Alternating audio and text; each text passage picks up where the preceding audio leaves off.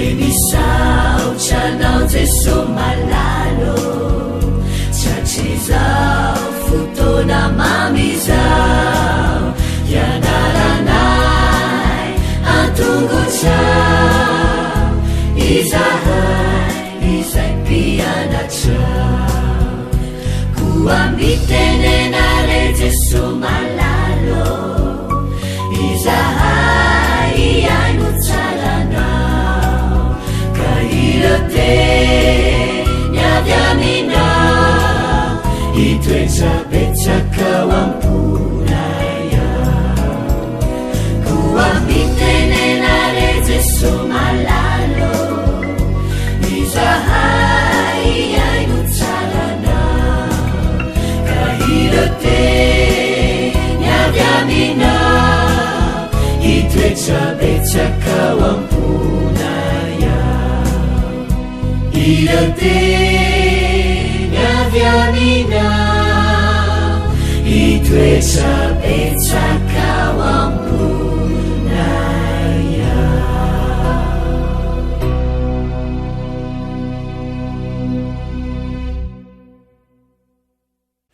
falomerabantsika tsirairay avy indray tonga eto amin'ny fotoana izay anarantsika ny lesona ho an'ny tanora zokiny eto ampiandohana dia mirary ny soa indrindra ho anao izay manaraka izao fandarana izao amin'ity voalohany volana oktobra ity dia mba volana mba mpifaliana ary koa mba mpahombiazana ny telo volana izay farany arahantsika amin'ity lesona manaraka ity dia afahanao manakaikikaiky bebe kokoatra ho an'Andriamanitra.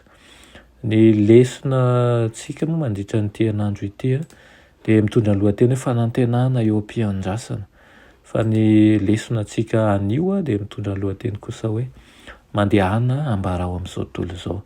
Mialohan'ny dirantsika amin'izany anefa dia hivavaka isika.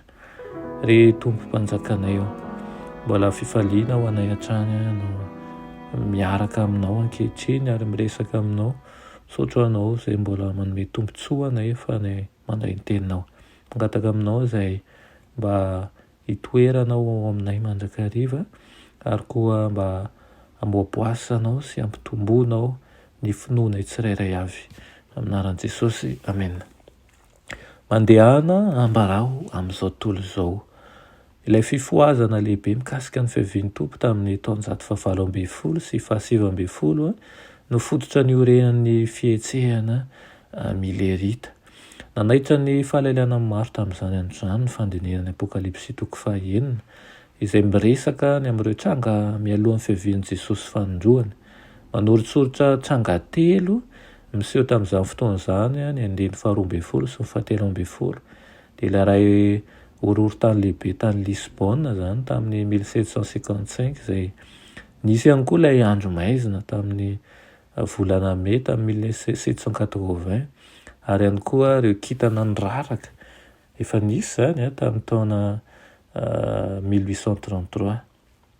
Andininy maro manan-danja avy amin'ny soratra masina no nahatonga ny fihetsehana izay nitalitiny Miller izany, nandinika ny Daniel toko fahavalo izay milaza mialoha ny anadiovana ny fitoerana masina amin'ny fiafaran'ny 310 andro. Izany no tena nizahana natao nisongadina. Indrisy fa tao anatin'ny famakafakana dia nanao fahadisoana izareo adventista voalohany. Nanaiky ny fanazavan'ny be sy ny maro fa ny fanadiovana ny fitoerana masina dia midika ho fanadiovana ny tany amin'ny afo amin'ny fiavian'i Jesosy fanondroany. Nanomboka nitory tamin'ny kafanampo i Miller izany tamin'ny 1833 ny nohony tamin'ny voalohany fa tonga eo anelanelan'ny 21 mars 1843 sy 21 mars 1844 izy Jesosy. Saingy rehefa dilo ireo daty ireo dia miverina nandinika amin'ny baiboly izy ka resy lahatra fa ny andro fahafolo amin'ny volana fahafito amin'ny andro fanavotana no tonga Jesosy. Dia toy izany nahitany fa ny 22 oktobra 1844 hozy izy no ilaina indrasana.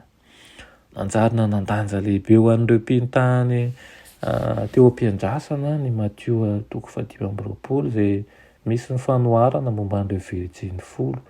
Todinidinika amin'ny Matthieu toko 9 izy io ary nanambaran' Jesosy an'ireo famantarana ny faharavan'i Jerosalema sy ny fahataperan'izao tontolo izao, izay tsy azo mpianatra veloka fa 2,000 taona farafahakeliny no elanelan'ireo tranga roa ireo. Rehefa nandinika ny fanoharana momba ny Virjiny folo io ireo niara-tia tamin'ny Miller dia natakatra fa Jesosy ozy izy no mampakatra ary ny fiangonana eo am-piandrasana kosa ny Virjiny folo. Misy Virjiny 5 enjy eo amin'ny tantara izay nitondra soloka fidaiza mba haretan'ny fanalana hatramin'ny fahatongavan'ny mpampakatra raha mitarejetra izy, ary misy Virjiny 5 adala ihany koa izay tsy miomana ho amin'ilay fihemoram-potoana. Ireo 170 ireo no mamintina ny fanandraman'izay ireo izay nanantena ny fiverenan'i Jesosy tamin'ny 1844. Kanefa azo ampiharina ny fiangonana ankehitriny izany izay mbola eo am-piandrasana ihany koa. Ny tantaran'ny fivavahana adventista voalohany dia tokony hampatsiahantsika fa mila manetry tena sy mitandrina tsara isika rehefa mandinika amin'ny Baiboly. Mampahery ny mahita fa nampiasa ny olona tsy tanteraka hanao ny asany Andriamanitra, kanefa tokony hampitandrina antsika koa izany fa raha mitaha ny asantsika Andriamanitra dia tsy midika izany fa tsy manao fahadisoana mihitsy isika ny amin'ny fandiniana ataontsika. Idinio ary fakafakao ny zavatra rehetra. Aoka ametraka fanontaniana mandrakariva manao hoe tarihy amin'ny fanahy masina ve sa hevitra samirery ihany izy ireny, dia mba ao amintsika ny fanan'Andriamanitra. Amen. Ilainay masina tsara indrindra mbola misaotra anao ny amin'izany teninao izany indray amin'ity anio ity, misaotra anao izay mampianatra anay ary mitarika anay andray lesona ny amin'ny zavatra ny lasa. Ampianaro izahay mba hay hanetry tena na eo amin'izay mizahay ary koa hay andeha ampahendrena eo am-pandiniana ny teninao. Da io manokana ny mpiaino izay manaraka izao fandarana izao mba ho teninao tokoa ny tenin'ny fiainana, ny kahery izay hitondra faharetana amin'ny fanarahana anao. Amin'ny anaran'i Jesosy, amen.